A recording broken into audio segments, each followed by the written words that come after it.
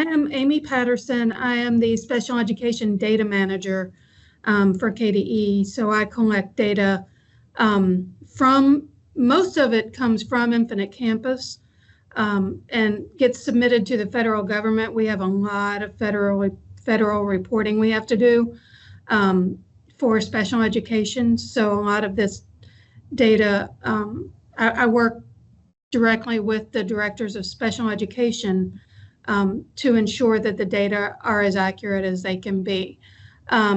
Sometimes those directors of special education have to reach out to other people within the district, other areas, to get, they have to collaborate to make sure the data are accurate. So it's 11:50 now, so I can move forward. Thank you, Amy. So the first thing I want to talk to is special ed exiting.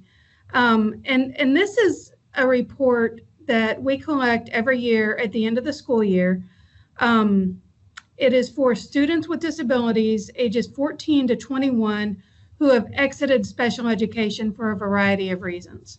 But a lot of this data is used in what we call district determinations, which is sort of an accountability system that we are required to do, that the federal government requires us to do for special education programs in every district. So the exiting data is used for graduation and dropout. And so we need to make sure that that data is as accurate as possible, because if it's not, it can really affect the district determinations, which gets reported annually to the districts. And it's, as I mentioned, it's sort of an accountability piece. So today we're going to be talking about the SDRR for this is an OAA report, but I need to talk about how students with disabilities appear on that report. And then we're going to talk about students taking the alternative assessment or alternate assessment, and then I'm going to talk about exiting. So for the SDRR, I think somebody probably talked about it earlier today. It's tentatively open or scheduled to open April 23rd, next week. If a student who has an IEP is on the SDRR, but they're not appearing to have an IEP, it doesn't say that they have an IEP in the SDRR, what I need you to do is work with your director of special education, because I can't make those changes in Infinite Campus. So if you reach out to me, I'm going to have to reach out to the director of special education. So if you can do that, and then if they have questions, I'm happy to help. But it's typically something simple that they can fix pretty quickly. And then the other thing to remember is the IEP must be active as of the first day of the district's 14-day testing window. So a lot of times they might not show as having an IEP because their IEP started after that 14-day testing window, or the first day of that 14-day testing window. So those are listed in the SDRR, and I just want to make you aware of that.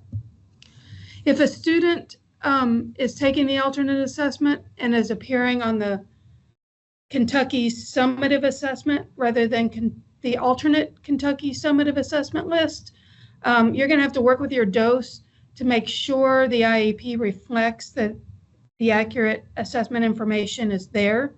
A lot of times it is, and if that's correct, if it's listed, or if the IEP is set up appropriately, then what you'll need to do is delete the student from the KSA list and add them to the A KSA list.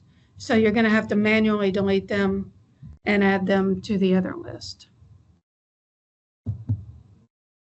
For exiting students that I mentioned earlier, these students, again, have to be age 14 to 21. They must have been in special education at the start of the reporting period or at the end of the previous reporting period and be a no-show, or not in special education at the beginning of this reporting period. And then, as I mentioned, these data are used to calculate the district special education graduation and dropout rates for the LEA annual determinations. So what I need to talk about here is there are two pieces, well, actually there are three pieces of information that we look at, especially for students with an alternate assessment, who graduated with an alternate assessment, or even who graduated with a regular assessment. So we look at the exit status. There are two places that can be entered. One is in the enrollment end status in the enrollment tab. That is not entered by the Director of Special Education typically. But then there's also the special ed exit status that is entered by the Director of Special Education. Those two things need to match. If one says the student dropped out, moved whereabouts unknown, and the other says move known to continue, and those don't match, you need to go back and look at those and figure out which one it is. If one says the student graduated with a regular diploma and the other says alternate diploma, you need to go back and look at that. The exit dates also need to match. And then the diploma type in the graduation tab, that's actually where you're going to look at alternate diploma versus regular diploma. So if the student, if the special ed exit status says alternate high school diploma, but the diploma type says regular diploma, though you all are going to need to work it out and figure out how those things match up. It's just really important. I just want to make you all aware of this. I've been working very, very closely with the directors of special education through this. And I just need to make sure that you all are aware that these are happening and that it's not just the director of special ed that's held accountable for these, that you need to be working with, that they are going to need to be working with other people as well within the district. If you want more information about this, if you go to the Special Education Reporting Manual, on page 31, there's an appendix that walks through each of the enrollment end status codes, the G codes, the W codes, the CO1, all of those.